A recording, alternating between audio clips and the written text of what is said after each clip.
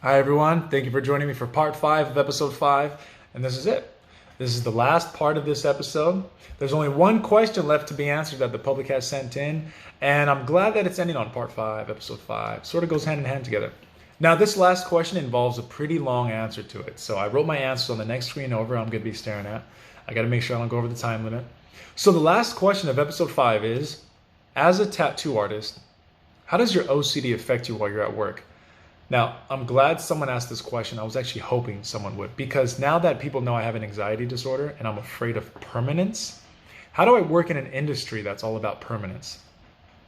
After 10 years of doing this, I think I found a way for them to mesh well together. So I'm going to be explaining to you my obsessions over my work environment and my tattooing and what my compulsions are. So, being a tattoo artist, I have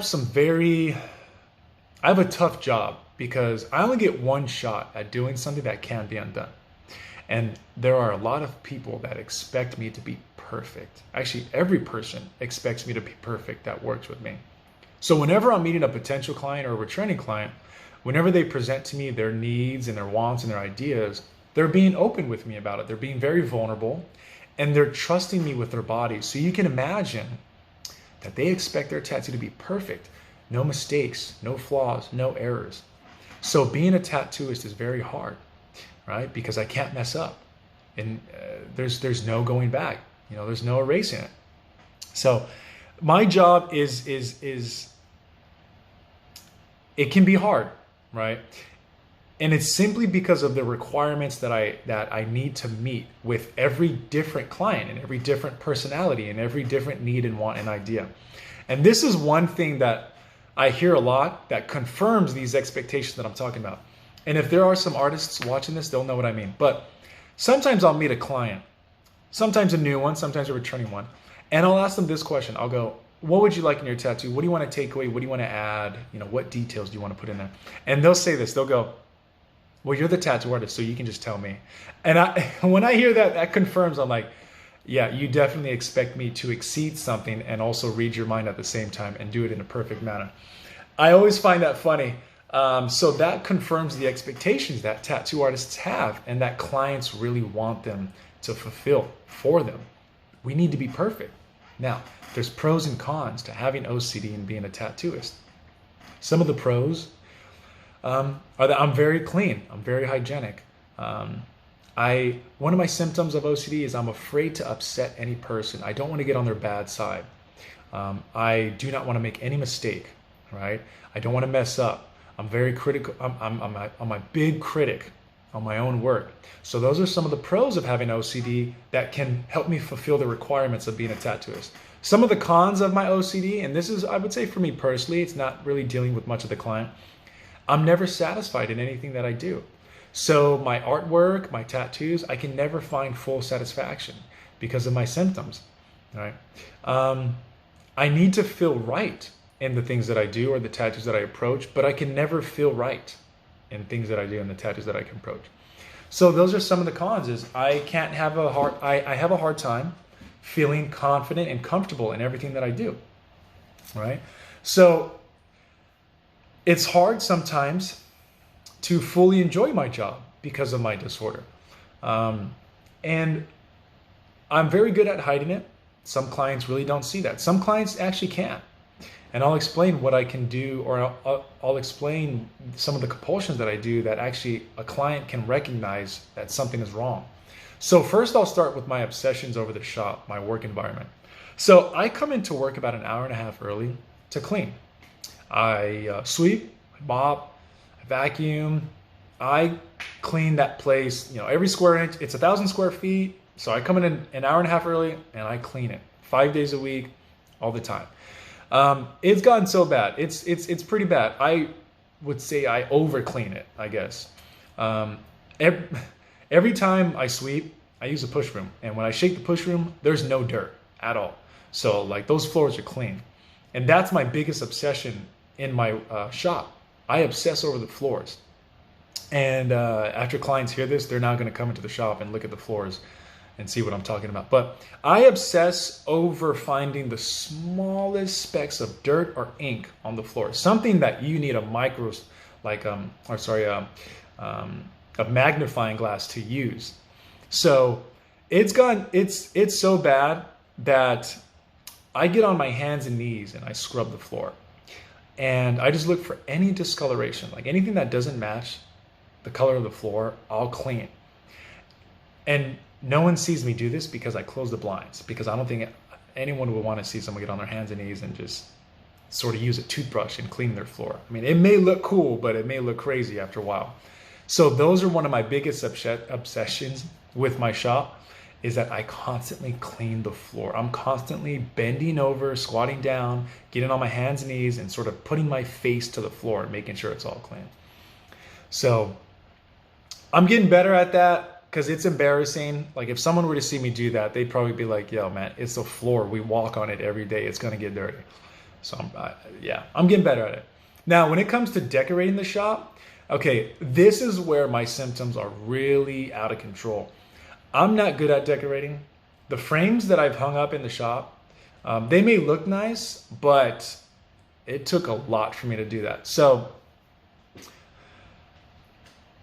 every frame that is in the shop, every frame, it's taken me at least an hour to hang one of them. And it's interesting because if you were to pull that frame off the wall, you will see a dozen holes almost in the same area, showing you my thinking process and how I couldn't commit to there. I couldn't commit to there. I couldn't commit to there. I swear, and if a client were to do this, they'll see it. But if they were to take the frame off the wall, you will see how many times I have been indecisive and how I couldn't commit to placement.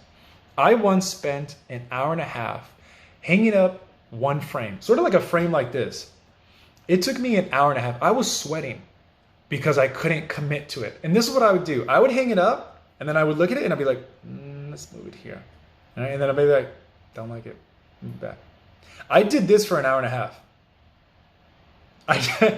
I couldn't commit to it. And my dog was at home waiting for me, right? The sun was going down. I couldn't pull myself away from it. So those are some of the really severe symptoms that I have.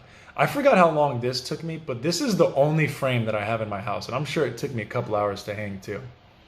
So those are my obsessions that I have that doesn't involve tattooing. I can't commit really to hanging up a picture or something so simple. I can't commit to that. I always got to move it.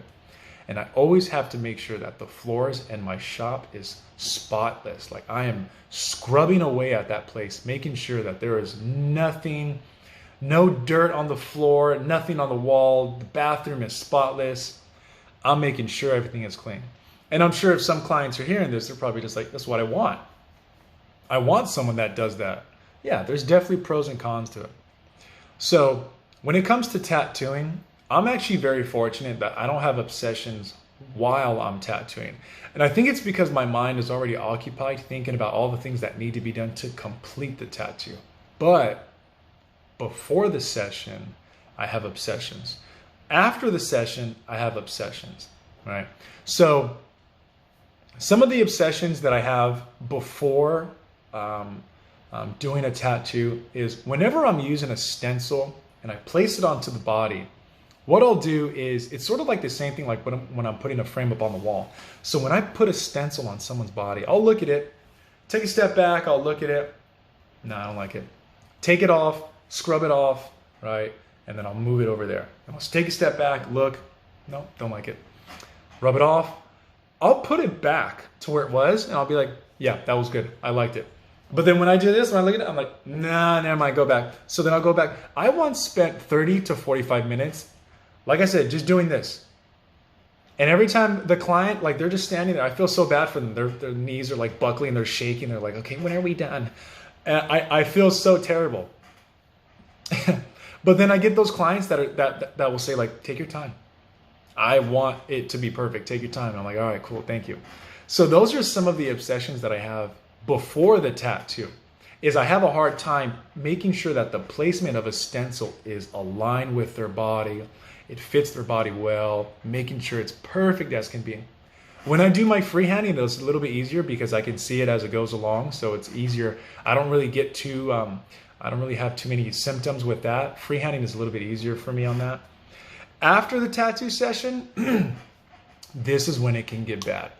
After the tattoo is done, I take pictures. I take multiple pictures. And what I'll do is when the client leaves, I'll zoom in and I'll look at everything. I check for any mistakes that I've made. And I do that for about 20 to 30 minutes. Each picture, I'll just go to the next one and I'll zoom in and I'll look for something that I messed up on. And the times that I do find something that I messed up on, I'll call the client and ask them to come back. Sometimes days later or weeks later, once I notice something's missing. It's gotten so bad that I've called clients to come in that are driving from Fairfield, Pleasanton, Vallejo, San Francisco, San Jose, all the way to Gilroy for me to do a 30-second tattoo on them just to fix it. It takes 30 seconds for me to fix it. And I'll have them drive hours for me to do it. That's my compulsion. My obsession is I'll stare at the picture, zoom in, find any mistake. My compulsion is then once I find a mistake, I can't rest knowing that I need to fix this. So then I'll call them in and they'll drive hours just for that. And I feel so terrible, but I can't stop. I can't stop myself from saying it's fine. It's fine. It's fine. It's fine. It's not bad. 99% is great. No. It also goes hand in hand with the expectations and the requirements of what a tattoo artist needs to fulfill. So those are my compulsions and I feel so terrible. And there's one client, I think he noticed, he started catching on to it. I would ask him, hey, can you come in? I need to fix something. And I think he started to notice something was going on. So for those that have driven so far for 30 seconds, I apologize, but your tattoo is now completed. It's fulfilled. Another thing that I have while tattooing, it's not tattooing, I would say working with the client, is I need to make sure that I'm communicating with them well. Having OCD, like I said earlier, the symptoms are I do not want to upset anyone. I don't want to get on anyone's bad side. And this can actually work well with being a tattooist because clients sometimes have a hard time reaching out to tattooists and getting a response back. Clients have a hard time actually speaking up to their tattoo artist and telling them what they want and don't want. For me, I'm glad I have this condition in this way because I'm okay with hearing these things. My phone line is always open to clients. They can tell me anything. So what I do is I go out of my way sometimes to make sure that they're okay and make sure that I didn't say anything that offended them or making sure that they said everything to me so that way I can help their tattoo be exactly what they want. So those are some of the things that I do that doesn't involve tattooing, but involves with communicating with my client. So those are some of the obsessions that I have at work. And I've had some clients tell me like, I like that you have OCD because that means you're going to communicate with me well. You're going to communicate with me in a timely manner too. You're going to be polite to me. You're going to make sure that there's no mistakes in my tattoo. There's no flaws and that you're going to put 110% into it. So I actually like that you have OCD. So I guess in a way, being a tattooist with OCD, it's good. And it's worked out for me this far, you know? And I wonder what it's going to be like as I continue. But I'm glad that this question was asked. And I guarantee you now clients are going to come in and they're going to now look at what I do. And they're going to sort of be like, all right, I'll watch that video. Let me see what he does. Let me see if it's true. So being a tattooist with OCD, there's pros, there's cons. But it always benefits the clients. That's the most important part, is that at the end of the day, my condition helps out clients. So guys, thank you for asking these questions. Thank you for continuing to join me on this journey. I am very happy that I was able to answer these questions for you and that you felt comfortable enough to ask me. Feel free to ask me any questions that you have. We're almost done with my turn. I want to thank you so far for helping me heal throughout this journey and for joining me. So I look forward to seeing you guys in the next one. See you then. Bye.